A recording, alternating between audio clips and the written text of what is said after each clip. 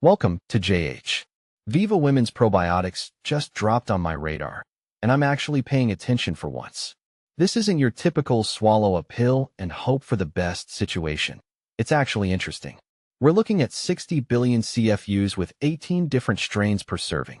Most brands give you 5 billion if you're lucky and expect a thank you note. But when a brand goes this high, they're clearly not playing around. The first thing that caught my eye was the cranberry extract. Before you ask what the big deal is, it's basically nature's way of making sure a UTI doesn't ruin your entire weekend. They also included Lactobacillus reuteri, which sounds like a fancy European car, but is actually a strain specifically for vaginal health. It helps maintain pH balance and reduces odor, making things much more comfortable down there without you having to resort to witchcraft. For the regular humans among us, the digestive benefits are the real winner. These 18 specially selected strains are tough enough to actually survive your stomach acid.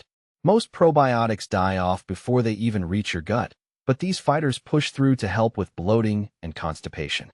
If you're tired of feeling like a human balloon every time you eat a carb, this might be the solution you've been looking for. Pricing is competitive, meaning it's not the cheapest, but it won't cost you a kidney either. However, there is a catch. This isn't a miracle cure for the impatient.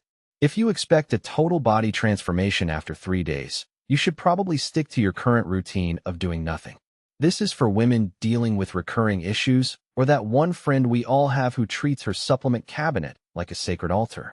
The community reaction has been solid, mostly because health nuts are practically throwing parties over the high CFU count.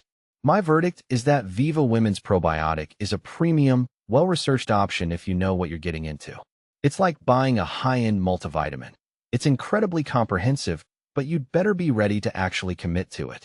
For specific health issues, it's definitely worth a shot, but casual users might want to start with something a bit less intense.